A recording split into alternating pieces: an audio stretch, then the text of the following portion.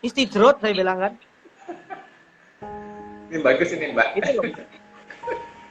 Ya bagus ini Mas sampai berani mendakwahi kayak gitu. Bagus banget Mas, keren Mas. Tapi dengar-dengar Pak Soalnya, Yuda juga punya buku yang best seller juga nih, Pak Yuda. ya, ya jadi Mas. Ya alhamdulillah, Pak. Ya ini, jadi buku ini sebentar diambilkan dulu Mas.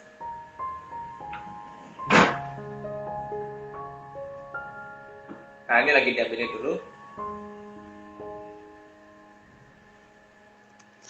Nah, ya Mas, jadi ini kan ada buku kunci hijrah. Ini juga saya tulis dari pengalaman Mas. Jadi dulu tuh saya tuh debt collector, sempat jadi debt collector. Ya, Waktu Pak di Yuda saya Nah, jadi makanya saya bisa tuangkan tips negosiasi gitu Mas. Karena dulu saya tuh waktu jadi debt collector, saya termasuk tegas. Jadi tegasnya saya sampai kejar orang dari Jakarta pindah Jogja, saya kejar dia. Gitu. Terus saya teleponin, saya datangi jam setengah 6 pagi, saya sudah muncul di rumahnya gitu. Pokoknya orangnya harus bayar utang gitu. Sampai begitu. Jadi akhirnya saya bisa ngasih tips negosiasi utang tuh ya seperti itu Mas. Tapi sebetulnya saya sendiri tuh nggak mengalami seperti Mas, seperti punya utang besar. Saya hanya punya kartu kredit sih sebetulnya. Nah, jadi walaupun begitu ya tetap semuanya harus diselesaikan sih Mas. Dan di buku ini makanya saya berbagi. Jadi kebetulan Mas Taufik ini ya, reseller buku juga ya, reseller di Academy ya Mas. Gimana Mas pada saat ya, Mas promosikan ini, tanggapan teman-teman gimana Mas? saya kemarin tuh iseng-iseng aja Pak Yuda, iseng-iseng saya coba share ke teman-teman di grup. Antusias gitu. Alhamdulillah udah ya sampai laku kemarin ada 8 buku ya, alhamdulillah ya. Keren. Ya. Ya. Jadi untuk Nah, itu teman-teman Mas. juga nih yang belum baca buku Pak Yuda juga bagus tuh. Bisa juga nanti pesan melalui saya ya. Ya ini ada Mas Dian ini sudah pernah beli juga nih Mas Dian Rahmat, Ahmad Erwin. Iya. Nah, jadi Mas sepertinya Mas ini cocok jadi motivator juga nih Mas. Kayaknya Mas. Cocok. Kalau misalkan Allah meminta saya untuk menjadi motivator, saya nggak nolak Pak Yuda. Kalau Allah yang minta lah. Ya semuanya kan kita sekarang kan kalau bisnis ya kita berbisnis sama Allah aja Pak Yuda. Nah, Kalau bisnisnya sama manusia capek Pak Yuda, banyak masalah. iya. Mending bisnisnya sama Allah aja. Ya, Pak itu Yuda benar. bisnis sama Allah nih. Iya. Pak Yuda enak nih bisnisnya, punya properti syariah, punya Ya. lagi nih, punya penulis buku, apalagi Pak sekarang bisnisnya Pak? Ya, ada konsultan juga ada konsultan properti syariah. Ya, cuman sekarang lagi berhenti. Ya lagi berhenti karena ya lagi pandemi ini, gitu kan. Jadi berhenti dulu propertinya. Nah, jadi kemarin-kemarin itu ya betul Mas, yang Mas bilang itu apa namanya? Kalau kita bisnis terus kita cuma dapat keuntungan untuk diri sendiri, itu rasanya kurang ini Mas, kurang puas gitu Mas. Jadi lebih bagus kalau bisnis itu bisa berdampak lebih luas kepada orang-orang lain. Orang lain bisa lebih sejahtera, saling bermanfaat gitu Mas. Kalau dulu waktu saya developer itu, ya itu kan sekitar 4 tahun. Di situ saya menemukan kayaknya sudah cukup nih gitu. Sudah cukup untuk diri sendiri. Tapi merasa ada yang kurang Mas. Ada yang kurang karena sering mendengar cerita orang-orang nih, saya lagi kesulitan utang, gimana cara bebas utang? Terus ada juga orang-orang yang saya mau hijrah, apa sih langkahnya, step by stepnya bagaimana supaya nggak salah hijrahnya, kayak gitu. Terus jadi banyak pertanyaan-pertanyaan seperti itu yang membuat saya, kok saya diam saja sih? Kok diam aja nih? Memang saya udah selesai dengan bisnis ya, proyeknya sudah tutup buku. Tapi orang-orang di luar sana kan belum selesai dengan masalahnya gitu. Nah sementara saya sudah kebetulan hijrah duluan, sudah 4 tahun. Kenapa nggak saya buat dalam buku aja, buku kunci hijrah ini, jadi pengalaman 4 tahun itu saya tuangkan saja di buku. Jadi orang cuma baca buku, sudah mendapat pengalaman 4 tahun gitu Mas. Kasarnya seperti itu. Jadi nggak perlu repot-repot ikut kajian, ikut ini itu. Karena kan orang yang hijrah itu kan sebetulnya butuh penghasilan juga nih Mas. Nanti kalau dia ikut kajian sering-sering, gimana keluarganya? Gitu. Nah, itu yang kepikiran akhirnya jadi buat buku, terus sekarang beralih ke pendidikan untuk bisnis syariah Mas. Ya, jadi emang kedepannya ingin buat seperti bisnis syariah itu dalam bentuk yang sederhana, dalam bentuk bisnis yang UKM. Seperti misalnya, nah, kalau mau jadi pengusaha travel yang syariah itu bagaimana sih? Terus bikin misalnya kuliner, warung makan yang syariah itu bagaimana sih? Nah itu supaya pertama dengan cara misalnya dari permodalan dengan cara riba misalnya, hindari penjualan yang melibatkan KPR, kartu kredit. Nah kayak gitu maksudnya yang bisnis yang syariah itu yang seperti itu, yang halal dari hulu ke hilir. Nah jadi makanya saya tanya ke Mas Taufik ini, saya melihat sebetulnya Mas Taufik ini bisa tetap jalan kalau sudah selesai ya pandeminya ini ya. Pandemi sudah selesai, Mas tetap bisa bisnis travel ini gitu Mas. Tinggal hilangin yang tadi itu, yang riba-ribanya itu saja sih Mas. Nah Mas nanti bisa sukses sebetulnya Mas. Iya, benar juga sih. Ya benar juga sih Pak Yuda. Pada intinya sih saya akan bangkit lagi Pak Yuda. Saya akan bangkit lagi. Saya akan membuat nanti konsepnya ya mungkin nanti lebih ke syariah gitu. Maksudnya ya mungkin konsepnya ya kita dapat tamunya juga nggak terlalu vulgar lah. Kalau dulu ya sering dapat tamu yang vulgar gitu kan.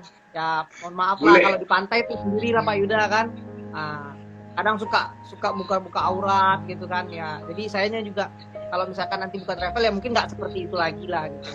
Konsepnya mungkin lebih ke pendekatannya ya pada intinya sih kita akan mengedepankan ya konsep-konsep yang berbasis syariah gitu lah Pak Yuda. Tapi saya pengen tahu nih Pak Yuda. Oh gimana? Pengen tahu banget. Saya ini tahunya Pak Yuda kan mantannya bos bank Asia Tenggara gitu loh. Ya kan? Asia Tenggara ya Pak Yuda kan. Nah, kenapa sih mau ya se-Asia lah, se-Asia bahkan lagi bukan se-Asia Tenggara lagi, se-Asia. Tapi kok mau loh? Tapi padahal kan kalau waktu itu posisinya gajinya udah lumayan Pak Yuda. Kalau saya berpikir di posisi Pak Yuda juga, wah luar biasa gaji Pak Yuda gitu loh. Kenapa sih kok kayak mau ninggalinnya gitu? Sementara kan anak-anak muda sekarang kayak adik-adik saya yang baru tamat kuliah kan, mereka bahkan berlomba-lomba pengen kerja di bank gitu Pak Yuda. Kira-kira Pak Yuda sendiri gimana sih untuk memberikan ini inspirasi sama adik-adik gitu Pak Yuda? Kenapa sih kok mau loh? Pak Yuda aja yang sekelas manajer Asia aja mau ninggalinnya. Kok adik-adik yang masih baru tamat sekolah atau tamat kuliah mau bekerja di seperti yang Pak Yuda kerja dulu gitu? Coba kasih masukan lah dikit Pak Yuda. Ya Mas, jadi sebetulnya sebelum hijrah itu Mas, itu saya tuh orangnya seperti Mas lah, maksudnya seneng banget sama pekerjaannya gitu. Jadi sampai saya tuh tidur aja sampai menggigau pengen ngerjain sesuatu. Bayangannya seperti bekerja di kantor tapi sedang tidur sebetulnya. Itu saking senangnya dengan pekerjaan di bank itu. Karena banknya juga besar, terus sistemnya bagus, lokasinya itu di Jalan Sudirman, Jakarta, gedungnya tinggi. Jadi yang seperti itu sangat bangga sebetulnya dengan pekerjaan itu Mas. Jadi makanya akhirnya setelah ikut tes wawancara di Singapura, ya alhamdulillah bisa bawa keluarga sampai ke Singapura juga. Waktu itu alhamdulillah ya Pak Ida ya. Waktu itu alhamdulillah. Waktu itu pikirannya, karena didorong sama orang tua Mas. Didorong sama orang tua. Orang tua bilang, ayo ambil itu, mumpung masih di sana. Nah itu belum ngerti riba sama sekali. Nggak kedengaran, riba itu apa nggak kedengaran. Sampai akhirnya 1 bulan sebelum berangkat ke Singapura, itu istri saya ikut pengajian. Jadi waktu kembali pulang dari pengajian, istri saya bilang, tadi saya ikut kajian yang jilbabnya panjang-panjang gitu. Terus ustadznya bilang tentang riba gitu. Padahal itu pengajian pertama sebetulnya. Pengajian pertama yang diikuti dengan yang ibu-ibu yang berjilbab panjang. Biasanya kan yang pendek-pendek jilbabnya, ini yang jilbab panjang ini pertama kali. Terus di situ dikasih tahu kalau kerja di bank tuh haram gitu. Terus saya kaget, saya bilang, "Hah? Kok haram gimana? Ini nggak haram, ini kan kalau bank itu sebetulnya bekerjanya transparan, ada bunganya, ada denda, nggak ada kezaliman di situ." Nah, jadi saya pikirnya riba itu kezaliman, padahal itu beda dosa kan Mas. Jadi masih ngotot untuk kerja di bank waktu itu karena berpikir tidak zalim. Nah, salah sebetulnya. Itu karena kekurang tahuan riba itu apa, jenisnya apa, bentuknya seperti apa itu nggak ngerti sama sekali, Mas. Nah, akhirnya tetap pergi ke Singapura. Di sana saya nginep di sebuah apartemen, itu sekitar lebarnya itu sekitar 140 meter persegi, Mas. Luas apartemennya di kondominium. Kolam renangnya itu ada 5, Mas. Kolam renangnya ada 5. Terus biayanya itu sekitar $4.800 Singapura. Sekarang berapa dolar Singapura? 10.000 ya. Kalau 5.000 kali 9.000 itu sama dengan ya sekitar 45 juta sebulan, Mas. Itu untuk sewanya saja di situ. Itu gratis ya, ibarat kata untuk Pak Yuda gratis lah itu. Iya, gratis waktu itu. Nah, jadi memang mewah banget gitu. Sampai akhirnya ada ustadz yang datang ke situ. Namanya Ustadz, mungkin kalau pernah dengar Ustadz Badrus Salam. Ustadz Abu Yahya Badrus Salam pernah datang ke Singapura waktu itu untuk kajian akbar selama seminggu. Nah, di situ saya datang ke rumah teman yang menampung Ustadz tersebut. Jadi saya tanya-tanya, Ustadz, bagaimana Ustadz, pekerjaan saya seperti ini? Saya mau keluar nggak bisa karena ada kontrak masih setahun lagi gitu. Bagaimana menurut Ustadz? Nah, Ustadznya itu ngasih jawaban yang menenangkan. Ustadznya bilang kalau ya sudah, jangan terlalu dipaksakan, nggak apa-apa, tapi kamu harus niatin saja, begitu kontrak selesai langsung keluar gitu. Jadi Ustadznya memberikan jawabannya itu tidak langsung kamu harus keluar sekarang, tinggalkan. Nah, itu mungkin saya jadi ragu-ragu, takut, tapi Ustadznya malah mengerti dengan kondisi, terus dia nyaranin seperti itu, jadi malah mendorong untuk semakin hijrah aja deh gitu, lebih cepat gitu, Mas. Iya. Nah, tapi karena kekurangan informasi tentang hijrah harus melakukan apa, ya, jadi akhirnya setelah saya putus kontrak, saya nggak mau perpanjang lagi di Singapura, kan dulu dapat kesempatan 1 tahun lagi perpanjang, saya tolak, saya pilih pulang ke Jakarta, karena nggak ada buku panduan, siapapun, maksudnya nggak ada teman yang ngarahin, kamu kalau hijrah tuh harus melakukan ini, itu nggak ada. Jadi saya masih kembali lagi kerja di bank. Terus di situ saya ikut kajian Ustadz Erwandi untuk fikih muamalah.